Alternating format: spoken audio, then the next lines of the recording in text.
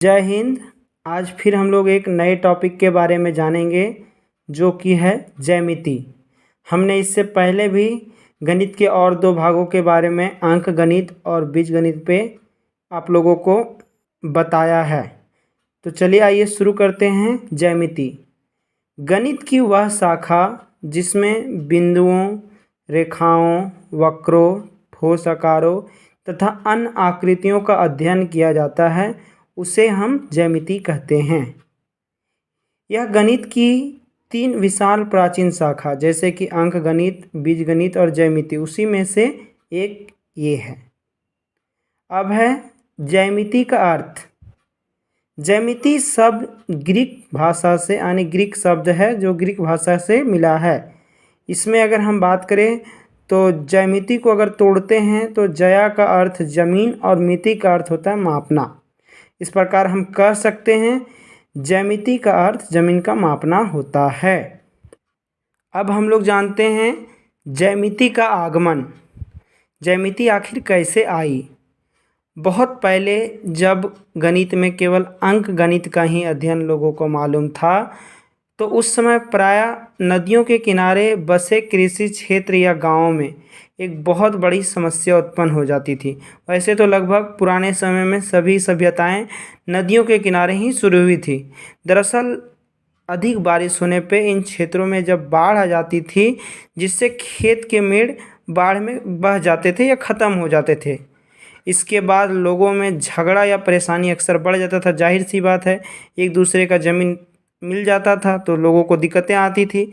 तब अंक गणित के माध्यम से ज़मीनों को नापकर लोगों के बीच उचित रूप से साझा किया जाने लगा, अर्थात सभी को उन लोगों के नाप के अनुसार उन लोगों को दे दिया जाता था। तब से गणित में एक नई शाखा ज्यामिति का निर्माण हुआ। मतलब ज़मीनों के नापने की बारी जब आई तो इसी का नाम ज्यामिति पड़ गया। अब आगे है ज्यामिति का प्रयोग। हमने जाना ज्यामिति का आगमन। अब ज्यामिति का आगे चल के बहुत सारा प्रयोग में आए, जैसे वाणिज्य, कृषि, भवन, पर्यावरण नियंत्रण आदि में ये सहायता करता है। भवन निर्माण, पार्क, डैम निर्माण आदि को बनाने से पहले जो उसका नक्शा यानी डिजाइन होता है उसकी कल्पना भी हम ज्यामिति से ही करते हैं। मतलब कि ज्यामिति पर ही वो आधारित होता है, उसका जो डिजाइन बना होता है वो ज्यामिति का ही एक रूप है। इस प्रकार हम कह सकते हैं कि नक्शा में ज्यामिति का प्रयोग होता है और हमारे दैनिक जीवन में ज्यामिति का बहुत ही ज़्यादा उपयोग है।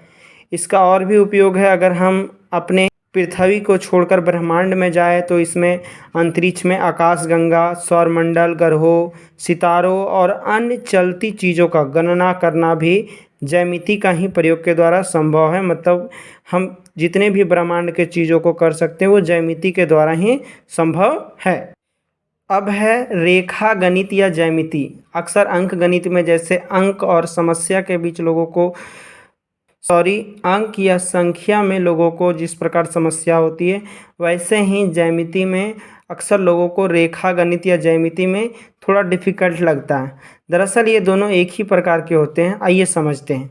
ज्यामिति गणित की वह शाखा है जिसके अंतर्गत आकारों या उनसे बने आकृतियों के बारे में पढ़ते हैं। ये बात तो हमने पीछे ही क्लियर कर दिया।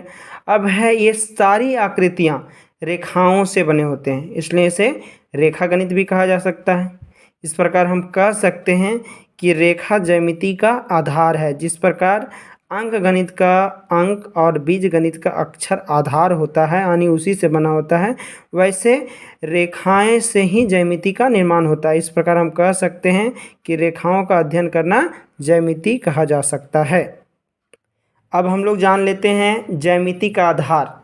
ज्यामिति के जो आधार हैं जिनसे ज्यामिति का निर्माण हुआ है वो छोटे छोटे टॉपिक बिंदु, जिसे इंग्लिश में पॉइंट, रेखा लाइन, रेखाखंड लाइन सेगमेंट, किरण रे, कोण एंगल, बहुभुज, पॉलीगॉन, इन सारे चीज़ों के बारे में हम विस्तार से आगे के क्लासेस में जानेंगे। अभी विशेष के लिए इतना ही। इस वीडियो को देखने के लिए धन्यवाद। आशा करते हैं आपको समझ आया होगा। अगर नहीं आया हो तो आप इस पे चर्चा करने के लिए हमें कमेंट कर सकते हैं। अच्छा लगे तो लाइक कीजिए और अगर इस तरह की और जानकारियाँ चाहिए तो हमारे चैनल को सब्सक्राइब ज़रूर कर लीजिए। धन्यवाद। जय हिंद।